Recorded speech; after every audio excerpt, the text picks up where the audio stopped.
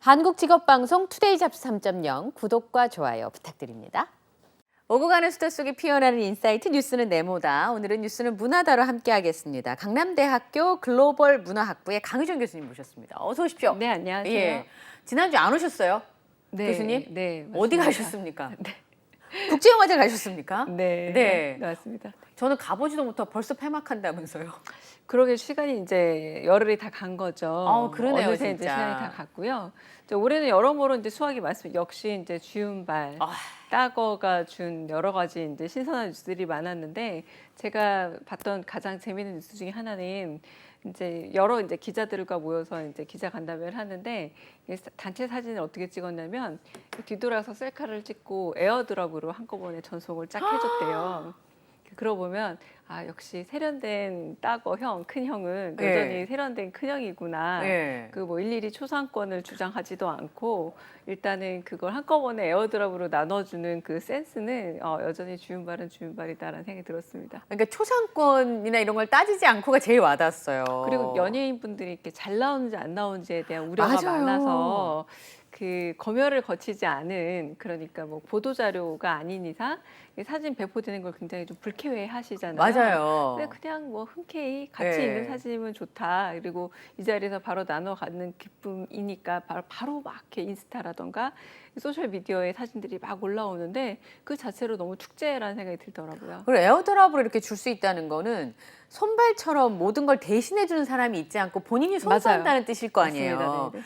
제가 아는 분 중에는 이메일을 못 보내시는 연예인 분들도 있는 걸로 제가 알고 있는데 그건 누군가가 해주시기 때문에 그분이 잘못했다 잘했다를 떠나서 못 하시는 건데 이거 말하자면 우리의 영원한 따거는 손수 다 한다는 얘기잖아요. 그 기술을 습득하고 있다는 그러니까 거. 지하철도 타고 다니다 그러니까요. 보니까 에어드랍 정도는 혼자 해야 그리고 소위 말하는 페이 같은 거 혼자 해야 다닐 수 있지 않을까 싶습니다. 네. 그러네요. 근데 이번에 그 부산국제영화제에서 또 다른 그 트렌드라고 하면 OTT 작품들의 티켓이 매진이 될 정도로 굉장히 뜨거웠다고 하는데 영화제에서 사실 OTT 컨텐츠를 공개하는 거 이거 해도 되는 거야? 이런 얘기한 게 얼마 안 됐거든요, 교수님. 그 처음 영화제에 OTT를 올릴 때는 논쟁이 보통 논쟁이 아니었죠. 그러니까요. 되냐 안 되냐부터 시작해서 네. 그런데 팬데믹 상영 기간에는 야 OTT 없었으면 어떡할 뻔했냐라고 하면서 이제 OTT 영화들로 그 빈 부분들을 채워넣기도 채웠으니까. 했습니다. 예. 그래서 사실은 부산영화제도 2021년에 온스크린이라는 부문을 신설을 했어요. 이게 네. 뭐냐면 OTT 시리즈나 OTT 영화들을 소개하는 그런 하나의 프로그램을 신설을 했던 겁니다. 근데 네. 2021년 여러분 알다시피 팬데믹 기간 아니었잖아요. 네. 그런데 그러면 이제 2023년이 됐고 팬데믹도 끝났고 영화관이 정상화됐으니 그럼 OTT는 슬쩍 자리를 물려줄 수 있을까라고 생각했지만 오히려 훨씬 더 편수도 늘고 기대도 늘고 관객들이 조금 있으면 안방에서 볼 것임에도 불구하고 그러니까요. 굉장히 성황이었던 거예요. 아주 단적인 예가 뭐냐면 이번에 가장 화제가 됐던 작품이 바로 사실은 스페셜 프리미어에 있었던 발레리나라는 네. 작품이었는데 이미 보신 분 맞죠? 저도 봤거든요. 예. 지난주 금요일 날 오픈을 했습니다. 네. 그럼에도 불구하고 영화제에서 조금 더 빨리 보고 그리고 관객들이 배우와 감독을 직접 만나기 위해서 성황을 이룬 거예요. 그러니까 지금 많은 영화들 지금 부산에서 보여줬던 영화들이 개봉이 11월 중순 이후라거나 네. 혹은 10월 말처럼 되게 뒤로 미뤄져 있어서 네. 내가 빨리 볼 수 있다라는 게 뭐 한 달, 뭐 두 달 이렇게 그쵸. 시간적 여유라도 있다라거나 네. 심각한 경우는 한 반년 있다 개봉하는 경우도 있어요. 그래서 정말 프리미어라는 말답게 예. 빨리 보는 어떤 내 성취감을 느꼈다면 고작 하루 이틀인데도 불구하고 이걸 보기 위해 줄을 섰다라는 거죠. 그리고 독전 2 같은 경우도 스페셜 프리미어에서 한국 영화의 오늘에서 개봉이 돼서 굉장한 화제를 불러일으켰고요. 그리고 디즈니 플러스의 비질란테, 웨이브의 거래, 맞아요. 그리고 티빙의 런닝메이트 운수우진날, LTNS 같은 작품들도 모두 소개가 됐는데 엄청난 화제를 일으켰다라는 걸 보면 이제는 OTT를 단순히 영화를 대체하는 가벼운 스낵 같은 상품으로 생각하는 것이 아니라 중요한 우리가 봐야 될 문화 콘텐츠로 하나로 보시고 그리고 미리 이걸 보고 싶어 하시고 또 한편으로는 그곳에 나온 배우들이 왜 미국인 조금 TV쇼 배우와 그리고 영화 배우에 대한 등급 차이가 확실히 있거든요. 그래서 TV 시리즈 배우와 이 배우가 만약에 영화관에 진출했을 때 어떻게 되는지도 지켜보지만 거꾸로 영화에만 출연하던 배우가 TV 시리즈로 갔을 때에는 야, 이 배우가 위상이 좀 떨어졌나 보다라고 이제 예전 같지 않구나. 폄훼하는 경향도 있었는데 이제는 더 이상 이런 흐름들이 불가능하고 오히려 OTT 시리즈로 가는 게 이 배우가 되려 잘 나가나 보다라는 네, 소위 그렇죠. 이런 기대감을 갖게 하는 흐름으로 바뀌고 있습니다. 그리고 OTT가 어쨌든 영화보다는 길게 작품의 이야기를 풀어낼 수 있는 그 상영 시간, 방영 시간이 있잖아요. 그러다 보니까 그리고 특히 OTT 시리즈가 되게 독특한 소재를 대상으로 만드는 프로그램들이 많아서 요즘에는 이런 내용도 한국 영화에서 주윤발 씨가 얘기했던 것처럼 맞아요. 이런 내용도 한국 영화에서 다룰 수 있구나라는 프로그램들이 너무 많아가지고 그리고 여튼 이제 주은부 씨 말씀하신 것처럼 한국이 생각보다 굉장히 자유롭게 다양한 네. 소재의 영화를 만들고 있구나를 굉장히 느꼈다라고 하잖아요. 뭐 최근 그 우산혁명 같은 것도 어떻게 됐든 소문은 무성했지만 흐지부지 사라진 네. 경향이 있고 또 중국에서는 아무래도 조금은 국가주도 영화들이 네. 워낙에 많이 만들어지다 보니까 뭐 OTT나 이런 것들도 거기도 있긴 있습니다만 거의 다 약간 우리나라 작품들 중에 좀 이렇게 좀 순화된 로맨스 같은 네. 그러니까 정치적이거나 혹은 반사회적인 내용을 전혀 담길 수 없는 내용들이 좀 번안 형태로 많이 작품이 바뀌고 있다 보니까 새로운 어떤 역동성을 느끼기 어렵잖아요. 그런데 한국에선 굉장히 다양한 작품들이 실리기도 하고 그리고 무조건 OTT는 번역에 대한 부담을 줄고 시작을 하는 겁니다. 만약 우리나라 영화가 만들어졌다면 해외 판권을 판매를 하고 그곳에서 자막 및 더빙을 작업을 거쳐서 해외 영화 시장에까지 걸려야 하는데 OTT는 송출되는 순간 자막이든 더빙이든 네. 바로 해외의 어떤 소비자들과 만나게 되니 배우로서는 굉장한 이득인 거죠. 내 연기를 바로 해외 소비자들과 네. 만날 수 있는 계기가 되고 있으니까 배우들로서는 정말 경로를 단축할 수 있는 지름길이다라는 의미가 있기 때문에 또 선택을 아주 또 손쉽게 할 수 있는 유혹의 어떤 요인이 되기도 하고 있습니다. 그렇군요.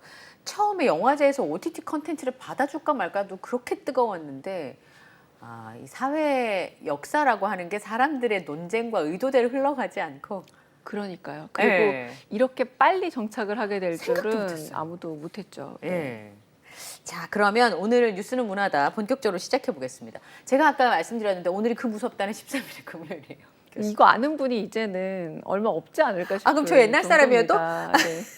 그래서 우리한테는 13일의 금요일이라는 영화로 굉장히 유명하지만 과거에 비해서 예전에 비해서 요즘 공포 영화를 좀 덜 보는 것 같아요. 그게 공포 영화를 덜 보는 이유가 뭘까 여러 가지 생각해 보면 많은 분들이 얘기하는 게 현실이 더 무섭다라는 제가 얘기를 아까 그 생각이 들더라고요. 많이 하시잖아요. 그리고 현실이 더 무서운데 이 무서운 현실이 예전에는 입으로 보통 소문으로 전달이 됐습니다. 어디에 어떤 일이 있었다더라. 라던가 아무리 신문에서 사파로 등장한다고 해도 그림 하나와 그렇죠. 설명 정도로 돼 있어서 그 유명한 뭐 잿더니 이퍼 같은 이런 네. 사건이 있다고 해도 굉장히 흉악한 사건이었거든요. 네. 그럼에도 그냥 사파해서 어떤 남성이 여성을 살해하고 잔인한 그림이 있지만 말로 설명된 걸 보면서 상상으로 그 상황을 연상하는 거지. 요즘에 전쟁조차 네. 실시간으로 중계되는 상황이다 보니 최근에 정말 가슴 아픈 이스라엘과 하마스 사이에 지금 이런 분쟁 상황들을 보게 되면 뭐 어린아이, 여성 이렇게 인질 납치 이렇게 보면 저거는 어떤 공포 영화를 넘어서는 현실의 공포잖아요. 아마 그 과거에 그 이라크전에서 CNN이 처음으로 전쟁을 생중계했었습니다. 네. 그래서 CNN이 세계적 언론사로 발돋움한 거죠, 사실. 급부상하기도 했지만 그 이후로 전쟁 영화가 오히려 어디로 돌아갔냐면 1차 세계대전으로 돌아갔어요. 왜냐하면 1차 세계대전은 요즘에 오펜하이머 때문에 잘 알려졌지만 그 원자폭탄이 등장하기 이전 네. 그리고 소위 말하는 재래식 무기로 전투를 하던 시절 네. 그때는 가장 무서운 무기가 뭐였냐면 바로 이를테면 전차부대 이게 가장 예. 무서웠던 시절이고 그리고 잠수함이 등장하는 것도 2차 세계대전부터거든요. 그래서 서부전선 이상 없다 예. 같은 영화나 1917 영화 같은 걸 보면은 가장 무서운 게 이 전차부대, 기갑부대 이런 것들이라 대부분 뛰는 혹은 그 사람과 사람 사이에서 총을 가지고 싸우거나 총검이 네. 정말 무섭게 묘사가 돼요. 그 총 끝에 검이 달린 거니까 그러니까 오히려 전투에서 내가 누군가를 살해할 수도 있고 살해당할 수도 있다는 그러니까 이런 굉장히 피부에 닿는 공포에서 점점 원격화되고 이제는 심지어는 드론으로까지 공격을 네. 하게 되니 사람들이 공포에 대한 감각이 조금은 좀 무뎌졌다라고 네. 하다 보니 되려 공포 영화에 대해서 좀 소비가 줄어들었다고도 할 수 있겠습니다. 관심이 이제 영화가 아니라 현실적인 부분들이 훨씬 맞아요. 더 공포스럽고 그걸 내가 매일 접하고 듣다 보니까 공포 영화를 보는 일은 좀 덜하게 되지 않았나 싶은데요. 근데 최근에 이 두려움을 느끼는 방법들이 다 다르잖아요. 그 어떤 분이 자기가 본 공포물 중에 제일 무서운 게 전설의 고향이라고 하시는 분들도 있었는데 뭐 귀신이 나오기도 하고 저주에 걸린 인형이 나오기도 하고 극한의 살인마가 있기도 하는데 그거보다는 이렇게 뭐라 그럴까요? 좀 이렇게 현실적인 부분에 있어서 스릴러 영화에 가까운 공포 영화가 더 많은 것 같아요. 그렇죠. 그 최근에 그래도 일종의 많은 화제가 됐던 작품 중 하나가 뭐 컨저링이라던가 네. 이런 오컬트 영화도 많이 있는데 우리나라에서도 뭐 악귀라던가 예. 이런 작품들 그러니까 이거는 좀 초현실적인 그렇죠. 믿음의 세계에 네. 관련된 영화라면 뭐 13일의 금요일이라던가 이런 이제 스릴러 기반의 영화들은 사실은 현실에서 일어날 개연성이 충분히 있기 때문에 더 공포스러운 거죠. 아무리 가상의 살인마가 등장을 해서 잔혹한 범죄를 저지른다고 할지라도 이를테면 실제 하는 공간에서 일어나기도 하고 그리고 저 범죄는 귀신이나 악령이 일으키는 게 아니라 어쨌든 정신적으로 이상이 있는 사람이라 할지라도 사람이 일으키는 범죄이기 때문에 네. 훨씬 더 무서운 건데요. 어. 저 13일의 금요일에 나온 게 프레디 머큐리 같은 네네네. 그런 캐릭터는 여기 등장하고 있는 거 보시면 알다시피 아이고, 깜짝이야. 사실은 이 13일의 금요일이 프랜차이즈 영화로 굉장히 화제가 될 수밖에 없었던 건 등장하고 있는 주인공 인물들이 또 10대들이에요. 그러니까요. 10대들이고 이 10대들은 언제나 그렇듯이 일탈의 욕망이 있잖아요. 맞아요.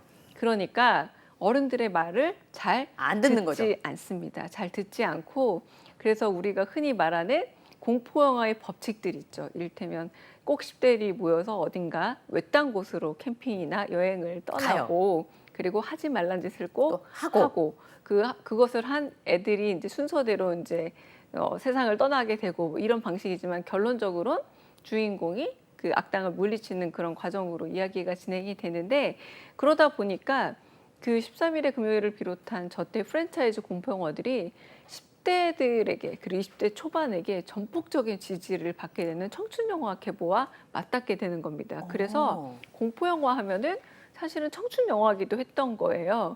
어느 정도 일탈하고 싶은 욕망과 예. 그리고 일탈했다가는 큰일 난다라는 공포심이 저 영화에 녹아들어서 네. 정말 그 많은 어떤 관객들을 모아오기도 했는데요. 그래서 여기서 나오는 여러 가지 규칙들도 그렇고 그리고 한편으로는 그 실제로 저런 우리가 미국을 안 가봐서 잘 모르지만 미국이란 땅이 워낙에 땅덩어리도 넓잖아요. 넓고 정말 어느 오두막에 그 도끼 하나 혹은 톱자루 하나 들고 있다가 튀어나와가지고 사람 하나 죽여도 모르는 분위기도 하고 그리고 미국이란 나라가 워낙 땅이 넓다 보니까 경작을 할 때 일테면 뭐 트랙터라던가 뭐 혹은 뭐 포크레인 같은 걸 자기가 다 중장비를 운전을 하면서 집에 그게 있기도 하더라고요. 그러니까 우리랑은 좀 경영 규모가 다른 농장이다 보니까 충분히 저게 우리한테는 낯선지만 저기서는 개연성 있는 살인 사건으로 받아들여져서 마치 영화 추격자에서 일어나는 빈집을 근거로 두고 거기서 하정우 씨가 맡은 배역 지영민이 사람들을 하나둘씩 유인해서 죽일 수 있고 마당이 파묻었지만 아무도 몰랐던 것처럼 이 13일의 금요일 역시도 미국이라는 큰 땅덩어리 안에서는 충분히 가능한 범죄로 여겨졌던 게 아닌가 싶습니다. 13일의 금요일의 경우에는요. 사실은 전 세계 그 13일의 금요일이라고 하는 미신 아닌 미신? 예, 이런 것들이 번지게 되는 계기가 됐던 영화이기도 한데요. 근데 지금은 이 저 공포의 살인범인 제이슨을 말하자면 밈으로 쓰거나 아니면 2차 가공을 해서 할로윈 축제 때 분장의 소재로 쓰이기도 하고 말하자면 약간 전형적인 공포물의 한동안 교과서처럼 이용이 됐던 것 같아요. 맞습니다. 예. 워낙에 방금 말씀드렸던 것처럼 이 야영장이라는 낯선 곳 그리고 지금 10대 하이틴들이 네. 등장하고 있기 때문에 그 약간의 피해 과정이라던가 이 도망다니는 과정 자체가 좀 긴장감을 주고 그 긴장감 자체가 10대들이 느끼고 있는 사회적인 불만과도 연결이 사실은 됐던 거예요. 그래서 이 영화가 워낙에 그 화제를 일으켰던 것 자체가 미국의 뭐 비트 세대라던가 혹은 뭐 반전 세력 이런 것들 반전 운동을 하던 세력들과 연결이 돼서 일종의 문화적인 흐름으로까지 이어졌기 때문이라고 할 수 있을 텐데요. 그래서 이제 하나의 대명사가 돼버려 우리한테도 뭐 내 다리 내놔라던가 뭐 처녀 귀신 뭐 이런 것들 맞아요. 하면은 하나의 문화적인 코드가 되듯이 13일의 금요일에서 13이라는 숫자가 이제 금기시 된다라거나 예. 우리한테는 사자 대신에 뭐 네. F층을 쓰는 거지 예. 뭐 문화 코드가 됐듯이 13이라는 숫자 자체가 일종의 금기어가 된 현대적인 문화 코드가 된 계기가 된 작품이기도 하죠. 그런데 네. 한편으로는 저런 식의 코드가 너무나 화제가 되어 버리다 보니까 계속돼서 프랜차이즈가 되고 네. 계속 거듭되다 보니 좀 뻔하게 늘 10대가 여행을 가고 늘 약간의 조금 성적 접촉을 한 커플이 먼저 살해가 되고 그러니까요. 그런 방식이 너무 반복이 되다 보니까 또 일순간에 관객들이 외면하게 된 결과를 만들어내기도 그 합니다. 예측이 되면 안 되는 거잖아요. 맞아요. 그래서 네. 한동안 저 13일의 금요일과 같은 류의 공포 영화들이 유행을 했었는데 말씀하신 것처럼 만악의 근원인 악이 있고 그다음에 그 주인공인 티네이저들이 등장을 하고 이 성적인 접촉을 하는 커플은 반드시 살해를 당한다든지 뭐 이런 그 말하자면 이 슬래셔 필름의 세 가지 법칙이 나오는 게 바로 이 영화였는데 근데 1990년대 들어서면서 나는 네가 지난 여름에 한 일을 알고 있어 뭐 이런 거라든지 아니면 스크림이라든지 요런 이게 좀 새로운 면이 등장을 하기도 했었어요. 그러니까 이 나는 네가 지난 여름에 한 일을 알고 있다랑 예. 스크림은 아예 그래 여러분 법칙 잘 알고 있잖아요. 우리 그 법칙 가지고 다시 한번 가지고 놀아봅시다라고 하면서 예. 이제 스크림에서는 그런 얘기가 아예 나와요. 전화를 걸어서 뭐 헬로우 시드니라고 예. 하는 게 굉장히 유명한 대사잖아요. 공포 영화의 법칙이 있지라고 하면서 첫 번째라고 하면서 그 법칙대로 행동하는 사람은 나는 그대로 내가 행동해 주겠어. 그러므로 첫 번째 너는 뭐 희생자 이렇게 하는데 여기서 드류 베리모어가 처음에 예. 등장을 하는데 원래 법칙대로라면 첫 번째 희생자는 무명 배우여야 하거든요. 예. 그리고 신체적 노출을 보여준 다음에 죽어야 하는데 드류 베리모어는 사실 이 당시에 출연했던 주연 여배우 중에서 남배우보다도 훨씬 더 유명한 유명한 배우였어요. 배우였는데 예. 의외로 그 법칙을 살짝 위배하면서 먼저 희생을 시킨 거죠. 그러니까 이 네. 스크림이라는 영화가 굉장히 영리한 게 기존의 규칙을 지켜도 가고 네. 어떤 건 뻔하게 지킬 거냐 하는 거는 위배도 해가면서 네. 마지막 범인이 누구인지도 그 규칙을 살짝 위배하면서 가고 있거든요. 그러면서 일테면 공포 영화에는 하나의 유명한 소도구가 있어야 되는 거예요. 뭐 도끼라던가 그쵸. 톱이라던가 예. 여기서는 스크린 가면이라는 걸 어. 딱 머리 인지를 시키면서 예. 공포 영화의 부활을 알린 작품이기도 해서 이 작품 역시도 여러 편의 속편을 낳기도 그렇죠. 했고요. 나는 내가 지난 여름에 한 일을 알고 있다 역시도 10대 하이틴물로서 정말 예쁜 남녀 10대 주인공을 이번에도 약간 가까운 먼 곳으로 캠핑을 보내는 네. 겁니다. 그래서 거의 13일의 일하고? 금요일하고 거의 같은 분위기 내에서 그 규칙을 따라가고 있지만 그 규칙을 90년대 버전으로 새롭게 말 그대로 대중문화적 팝적인 분위기로 바꿔놓은 상태에서 현대화해서 이제 복고가 오는 이유가 그거잖아요.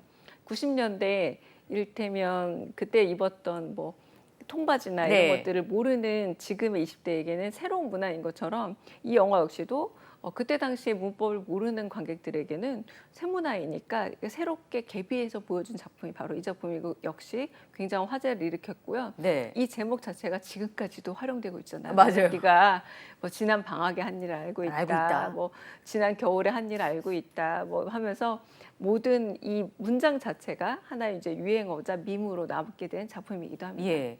우리나라 공포 영화를 얘기해 보면 그 전설의 고향에서 항상 머물러 있다가 공포 아니면 전설의 고향의 처녀 귀신이나 구미호 여기서 멈춰 있다가 알포인트라는 영화가 이게 과연 공포 영화라고 부를 수 있나라는 생각이 좀 들기도 하거든요. 한편으로는. 그 로라 멀비라는 학자가 그 공포 영화에 대해서 얘기를 할 때 억압된 것의 귀환이라는 프로이트라는 학자가 쓴 용어를 썼거든요. 네. 한국 영화에 되게 잘 맞는 말인데 한국 영화에서 귀신이나 네. 혹은 괴롭히는 가해자로 다시 등장하는 세력들은 현실 세계에서는 오히려 괴롭힘을 당하거나 의리였던 세력이 많은 거예요. 그 제가 어렸을 때 보고 밤에 잠을 못 잤던 영화 중에 여곡성이라는 영화가 있거든요. 있었어요. 그 영화에서 괴롭히는 주체가 누구냐면 사실 시어머니라던가 그러니까 이렇게 그래서 그런 것들을 며느리가 예. 불심으로 해결하는 영화였거든요. 그러니까 지금 봐도 이건 그 당시로선 굉장히 리얼한 어떤 네. 공포를 줬던 영화다. 그런데 뭐 전통적인 영화 그 우리 설화 중 하나인 장화홍련이나 네. 이런 것들도 보면은 억울하게 계모의 모함에 의해서 네. 죽었던 그 자매가 귀신으로 돌아와서 사실은 사람들한테 해코지를 무조건 한다라기보다는 이게 일본 귀신 영화랑은 좀 다르죠. 일본 귀신 영화 주온이나 이런 것들을 보면은 억울해서 죽긴 하지만 그 집에 붙어 살면서 그냥 그 집에 온 상관없는 사람들을 무조건 괴롭혀요. 아. 그런데 한국형 귀신들은 자기의 원혼을 들어주길 바라고 들어주면 사라져요. 사연이 다 있어요, 그죠? 내 사연을 들어주면 사라지는 걸 보면 확실히 억압됐던 의리였던 자들이 귀신으로 돌아와서 갑이 되려는 게 아니라 괴롭히면서 내 사연을 들어주고 그리고 그 의리였던 억울함을 풀어달라는 얘기가 많은데 사실 이 알포인트도 그런 계보 중 하나죠. 왜냐하면 이 알포인트가 베트남전을 배경으로 하고 있는 작품이고 어찌 보자면 전혀 우리랑 무관했던 전쟁에 네. 생계형으로 간 전우들이 정말 많았던 전쟁이었잖아요. 그랬죠. 예. 그러니까 이렇게 간 곳에서 고립된 그 전투 지역에서 사람들이 어떻게 전쟁이 아닌 고립과 전쟁이랑 공포 가운데서 미쳐가는지를 관찰하면서 여기서 살아남은 자나 그렇지 않은 자나 모두가 다 사실 다 의리고 네. 어떻게 보자면 피해자이거든요. 맞아요. 그걸 보여주고 싶었던 영화였기 때문에 네. 여기에 등장하고 있는 이를테면 귀신이라 부를 수도 있고 네. 어쩌면 원혼이라 원이라고 부를 부를 수 수도 있는. 있는 거는 결국 저들이 다 마음속에 누구나 될 수 있었던 그런 개념이라 보자면 알포인트가 우리나라 영화사에 있어서 그런 어떤 부분을 대개의 가부장제라던가 네. 내지는 우리의 전통적인 어떤 유교 질서 문화 속에서 늘 원혼이 등장했다면 그걸 좀 더 확장된 의미에서 역사적 관점에서 다시 보여준 영화라는 점에서 좀 의미 있는 작품이기도 합니다. 예. 2000년 전후로 한동안 공포 영화가 많이 나왔던 적이 있었는데요. 그 중에서 알포인트가 지금 말씀하셨던 우리가 흔히 생각하는 공포 영화의 패러다임을 바꿨던 그런 영화가 아닌가 싶습니다. 그 저희 진행자였던 이독실 씨가 굉장히 좋아했던 기담이라고 하는 공포 영화도 있었죠. 기담은 저도 굉장히 좋아하는데요. 일단은 기이하다라는 예. 이야기잖아요.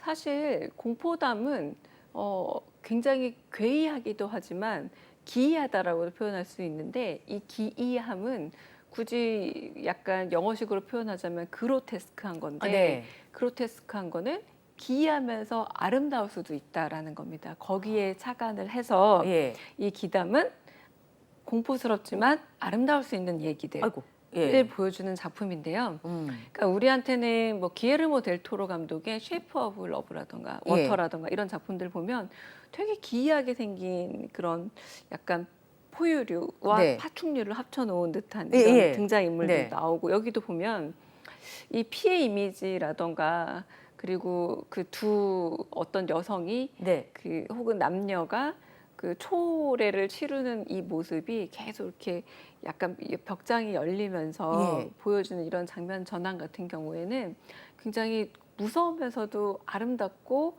아름다우면서도 기이하다는 생각이 들거든요. 어. 그래서 이 기담은 정식 정범식 이 형제 감독이 연출한 예. 작품이기도 하고, 그리고 하나의 이야기가 연속돼서 이야기가 흘러간다기보다 일종의 경성 시절을 배경으로 해서 아주 멀지 않은 과거를 배경으로 해서 네. 이 옴니버스식으로 연결을 했던 작품이기도 하거든요. 예.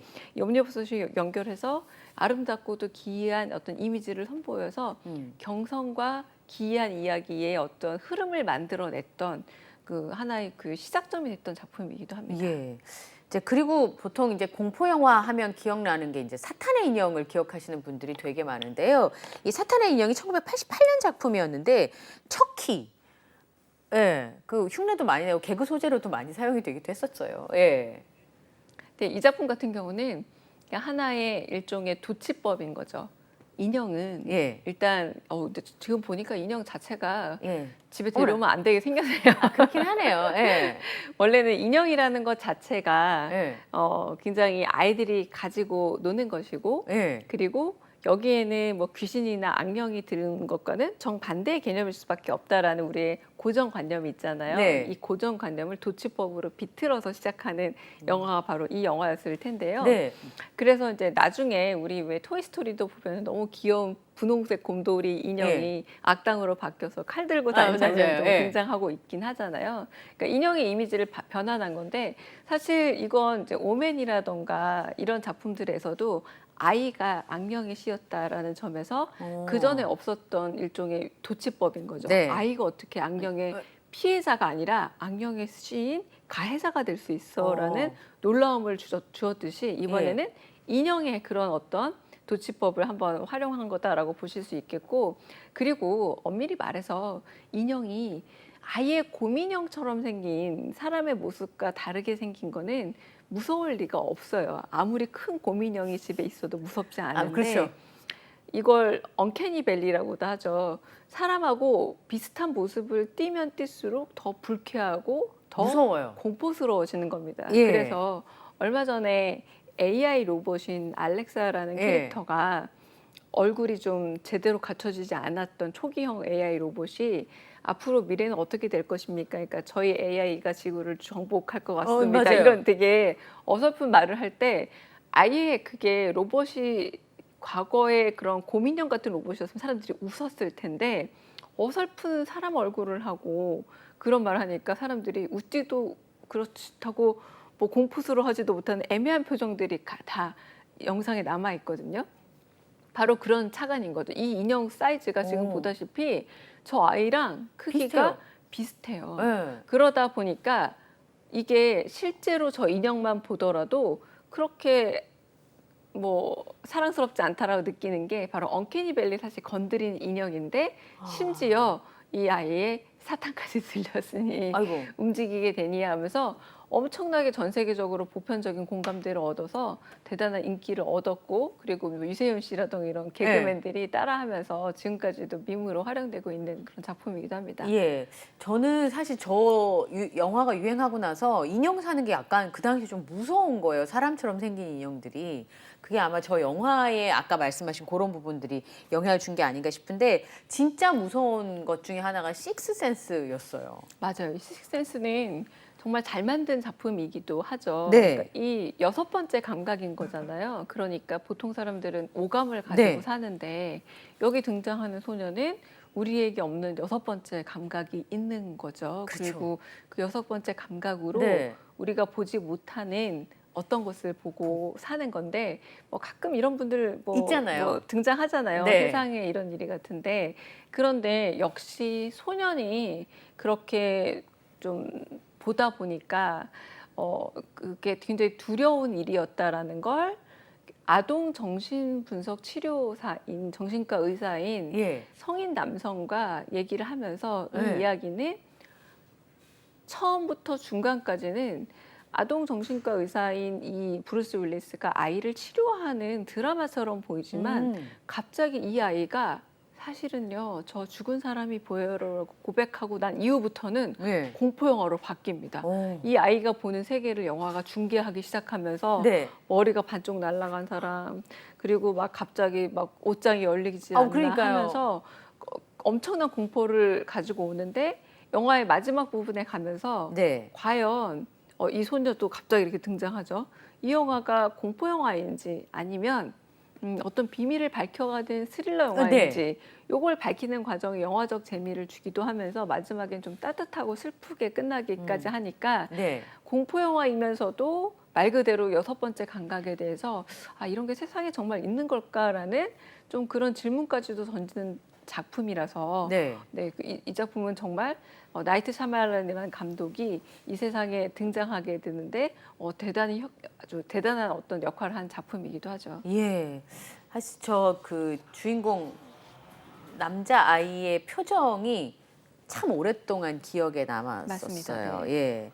장화홍련 같은 경우는 예전에 염정아 씨가 어느 프로그램에 나와서 그 영화를 찍는 내내 문근영 씨랑 임수정 씨랑 이렇게 별로 부딪히는 일이 없었다고. 그러니까 따로따로 이렇게 아마 이런 영화를 찍으면 연기하는 배우들도 그 감정에 몰입해 있어야 되니까 그런가 보다라는 생각이 좀 들기도 했었어요. 그렇죠. 게다가 뭐 이렇게 계모하고 그렇죠. 서로를 증오하는 사이인데 내용이니까. 뭐 그 영화는 사실은 찍는 장면보다 대기 시간이 길어서 그 사이에 너무 가까워지면 연기라는 게 더 고통스러웠겠죠. 그러니까요. 네, 이건 이제 기담의 연장선상으로 보이는데요. 네. 너무 아름다운 두 배우 그리고 예. 한창 풋풋했던 두 배우가 너무나 고통스러운 두 장면들을 연출하다 보니까 더 마음 아팠던 영화죠. 예. 그래서 김지훈 감독이 그 차이를 더 일부러 뒀던 것 같습니다. 그래서 저 소녀들도 너무 예쁘고 네. 옷도 너무나 청순하고 그리고 집도 대낮엔 예쁘지만 밤이 되면 아주 스산하게 바뀌기도 네네. 하고 염정아 씨도 너무 아름다워요. 하지만 우리가 부르는 뭐 냉미녀처럼 너무나 차가운 네. 미녀인데 그 사이에서 벌어지는 일들이 이 영화의 주제곡의 음악이 돌이킬 수 없는 걸음이거든요. 그러니까 우리에게 있어서 되돌이킬 수 없는 일이라는 거. 과거 장화홍련 이야기에서는 귀신이 되어 나타나서 원혼을 풀어달라고 풀었다지만 하죠. 네. 현실에서는 되돌이킬 수 없는 일을 해결할 수 있는 방법은 사실 없잖아요. 말하자면 죽은 사람을 되살릴 길도 그렇죠. 완전히 너무나 큰 실수를 되돌이킬 길도 없기 때문에 네. 그게 어떤 방식으로 드러날 수밖에 없는가를 영화가 잘 보여주고 있는 작품이라서 장화홍련과 엄밀히 말하면 계모와 자매 사이라는 거 말고는 연관은 없습니다만 너무나 아름답게 그려져서 이 영화의 미장센을 보는 것만으로도 그렇죠. 아주 만족스러운 네. 그러니까 아름답고도 기이한 그런 이야기 중 하나라고 할 수 있겠습니다. 끝으로 블레어 위치라고 하는 작품을 좀 저희가 겟아웃이라는 작품을 좀 얘기를 해봐야 될 것 같은데요. 최근에 근간에 개봉했던 영화라고 할 수 있겠습니다. 2017년 개봉이었으니까. 근데 이게 그 좀 특이한 느낌이 있었어요. 공포 영화일 거라고 처음에 생각을 못 하고 있다가. 예. 그러니까 이 영화야말로 아까 억압된 것의 귀환이라고 했던 것처럼 네. 흑인 대통령이 나오는 상황에 무슨 인권 문제, 인종 네네네. 문제야라고 할 때쯤 나온 작품이잖아요. 네네네. 그런데 여전히 인종 문제는 미국에 있어서 가장 핵심의 문제라는 걸 이 작품이 건드려서 보여주고 있고 네. 역시 공포 영화는 저예산으로 만들어지고 그리고 가볍게 만들어지는 것 같지만 사회 문제를 가장 날카롭고도 깊숙하게 그리고 예. 공포라는 날것의 감정으로 통해서 보여줄 수 있구나. 여기서 보여주는 그 흑인 여성이 눈을 뜬 채 눈물을 흘리는 장면이 보여주는 그런 신선한 충격 같은 것들이 있거든요. 네. 그래서 여전히 해결되지 않은 문제를 보여주는 조던 필의 감각이 정말 지금까지도 유효한 현재 가장 주목받을 만한 공포영화 감독이기도 합니다. 예. 그러니까 공포를 그려가는 과정 자체가 맞아요. 굉장히 색달라서 인상이 되게 깊었던 영화 중에 하나였던 것 같습니다. 자, 오늘 강유정 교수님과 함께 으시시한 이야기를 이 10월의 아름다운 밤에 해야 되겠어요. 예. 예. 어쨌든 10월의 13일이라는 거를 그 기회로 해서 저희가 공포 영화를 쭉 말씀을 드렸는데 오늘 밤에 보시면 내일 일어나기 좀 힘들지 않을까 하는 생각이 갑자기 좀 들었습니다. 자, 오늘 지금까지 강유정 교수님과 함께 했습니다. 고맙습니다. 감사합니다. 네.